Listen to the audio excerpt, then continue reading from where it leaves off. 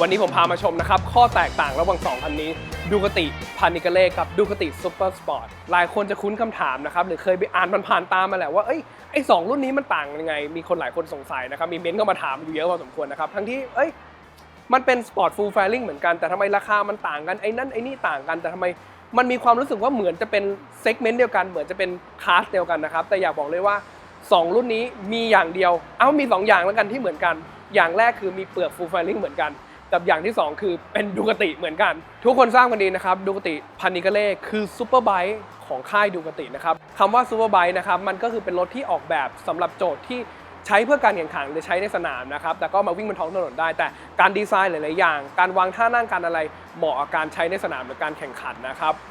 แล้วเจ้านี่ล่ะคืออะไรดูคติซูเปอร์สปอร์ตนะครับมันคือสปอร์ตทัวริงของดูคติหลายคนอาจจะไม่ค่อยคุ้นหน้าคุ้นตากับคำว่าสปอร์ตทัวริงของดูคตินะครับพอเราพูดถึงคำว่าดูคติทัวริงรุ่นแรกที่จะลอยขึ้นมาเลยคือดูคติมัลติสตาร์ด้านะครับซึ่งมันจะเป็นอารมณ์แบบคอสโอเวอร์เป็นอารมณ์เนเก็ตหน่อยทัวริงทรงสูงหน่อยมันก็หลายคนจะนึกภาพเป็นอารมณ์นั้นแต่สปอร์ตทัวริงเราแทบไม่เห็นเลยในช่วงประมาณ10 ปีที่ผ่านมานะครับโดยเฉพาะรถที่ทำตลาดในประเทศไทยพูดถึงรถทัวริงเนี่ยนอกจากมัลติสตาร์ด้าและนอกนั้นก็จะเป็นตระกูลเนเก็ตไบค์หมดอย่างพวกสตรีทไฟเตอร์มอนสเตอร์ที่เราจะผ่านหน้าผ่านตาคุ้นตากันดีหรือคุยเซอร์อย่างตัวตระกูลดาเวลนะครับไม่เห็นเลยสปอร์ตทัวริงมันเป็นไงมันมาละในรุ่นนี้นะครับแต่จริงๆเนี่ยคำว่าสปอร์ตทัวริงดูคติไม่ได้มีตัวซูเปอร์สปอร์ตเป็นรุ่นแรกนะครับย้อนกลับไปในสมัยตระกูลดูคติ ST นะครับที่มันจะเป็นสปอร์ตทัวริงนี่แหละที่จะเป็นอารมณ์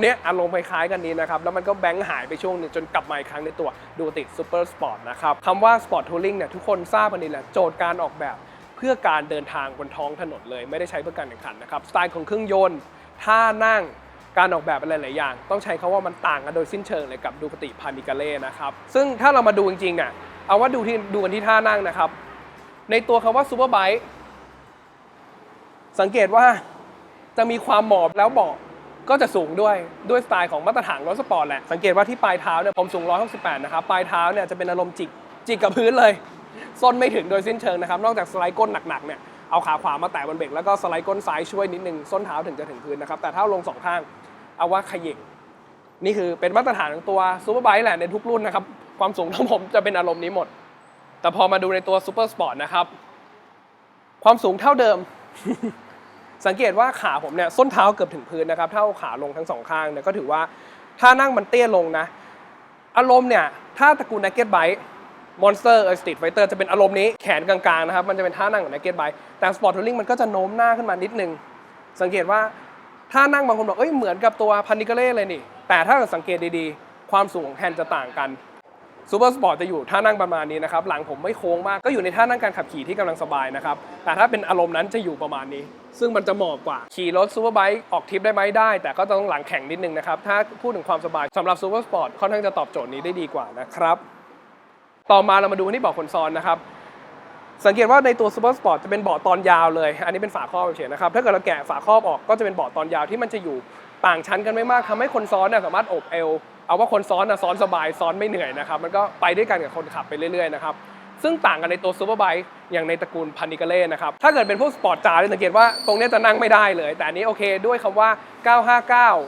มันก็เป็นรถซูเปอร์ไบค์ที่เอามาวิ่งบนท้องถนนก็ได้มันก็เลยมีเบาะตอน2ที่ซ้อนขึ้นมานะครับแต่อย่าบอกว่าการซ้อนระหว่างรุ่นนี้ซูเปอร์สปอร์ตกับซูเปอร์ไบค์959หรือพานิกาเล่959ต่างกันอย่างชัดเจนเลยเพราะว่าความสูงคนซ้อนจะสูงขึ้นไปท่านั่งมันจะโน้มขึ้นมาแต่ถ้านั่งคนซ้อนจะอยู่สูงขึ้นไปก็คือเอาไว้มันจะต่างชั้นกันอย่างชัดเจนนะครับทำให้คนซ้อนอาจจะลำบากนิดนึงอาจจะลำบากและเมื่อยไปกับคนขับด้วยกันนะครับอันนี้ก็เป็นอีกโจทย์นึงแหละที่มันต่างกันนะครับต่อมาเรามาดูกันที่เครื่องยนต์มันก็2 สูบ L Twin เหมือนกันเครื่องเดียวกันด้วยมึงเผลอ900 กว่าซีซีเหมือนกันนะครับแต่อย่าบอกว่าเครื่องมันคนละบล็อกกันเลยสำหรับดูคตินะครับเพราะว่าอะไร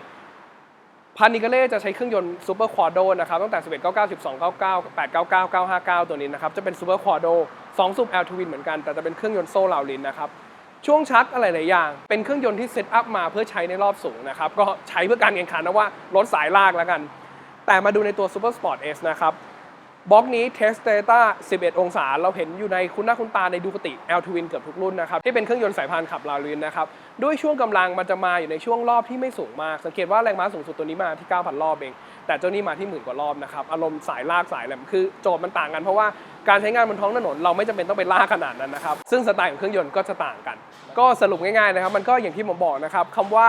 ซูเปอร์ไบค์กับสปอร์ตทัวริงมันต่างกันอย่างชัดเจนนะครับคนที่นึกภาพไม่ออก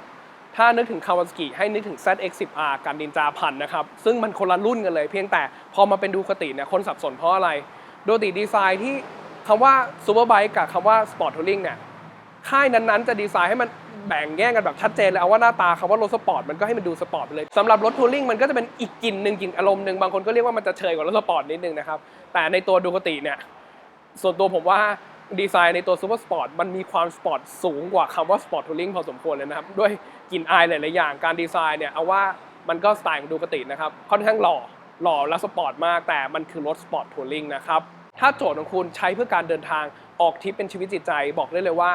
ซูเปอร์สปอร์ตเป็นรถที่ค่อนข้างตอบโจทย์พอสมควรไม่ว่าจะเป็นท่านั่งที่ค่อนข้างสบายการขับขี่ว่าขับไปเรื่อยๆสบายๆไปเรื่อยๆด้วยช่วงล่างที่ไม่กระด้างมากการเทโค้งเซตอัพโชคมาให้เหมาะกับโค้งบนท้องถนนที่มันจะเป็นโค้งใหญ่ๆนะครับมันจะต่างกันในตัวซูเปอร์สปอร์ตที่อารมณ์ถ้าเกิดขับขี่จะรู้เลยว่ามันจะเด้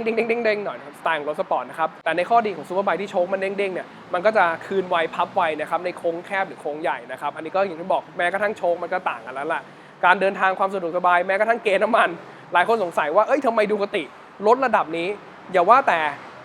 959เลยเอาว่า1299คันละ1,800,000นะครับไม่มีเกณฑ์น้ำมันในนี่คือระดับเกณฑ์น้ำมันนะครับจะมีไฟบอกก็ต่อเมื่อมันจะหมดเป็นไฟเตือนสีส้มๆเหมือนในรถยุคเก่าๆนะครับต่างกันในตัวซูเปอร์สปอร์ตมีระดับเกณฑ์บอกอย่างชัดเจนเลยถามว่าทำไมไอ้นี่แพงกว่าแม้กระทั่งตัวที่แพงกว่ามันทำไมถึงไม่มีเกณฑ์น้ำมันโจทย์เนี่ยมันออกแบบเพื่อใช้ในสนามนะใช้เพื่อการแข่งขันนะครับการใส่เกณฑ์น้ำมันไปผมว่ามันเพิ่มน้ำหนักและเพิ่มต้นทุนนะครับซึ่งเอาว่าใช้ในสนามนะผมว่าส่วนใหญ่เนี่ยอย่าว่าแต่ฝาเลยฝาเขายังเอาออกยังเป็นฝามือหมุนเอากันแบบง่ายๆนะครับเพราะใช้ระบบเขย่าฟังเอาง่ายกว่าซึ่งจะต่างกับรถสายเดินทางนะซึ่งบางทีเราเดินทางแบบยาวๆเลยปื๊ด200 กว่าโลเราต้องดูระดับแล้วแหละว่าจะได้คำนวณตัวเองได้ว่าน้ำมันเหลือครึ่งถังนะต้องแวะเติมหรือยังหรือว่าจะรอให้มันหมดมากกว่านี้หรือจะไปอะไรก็ว่านไปเพราะว่าโจทย์มันต่างกันนะครับวันนี้ก็พามาชมเรื่องราวโดยประมาณแล้วกันสำหรับรถ2รุ่นนี้นะครับสำหรับคลิปรีวิวในตัวดูคติซูเปอร์สปอร์ตติดตามมาในคลิปหน้านะครับฝากติดตามด้วยเร็วๆนี้นะครับก็ขอบคุณ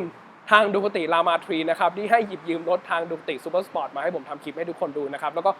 ขอบคุณทางร้านดีเจริญยนต์เที่ยว959มันนี่ก็เลยมาให้ชมเหมือนกันนะครับไม่จะขอบคุณทำไมโอเควันนี้เรื่องราวโดยประมาณนะครับวันหน้าเรื่องราวดีๆผมมาอัปเดตให้เรื่อยๆเหมือนกันนะครับขับขี่ปลอดภัยทุกท่านครับสวัสดีครับ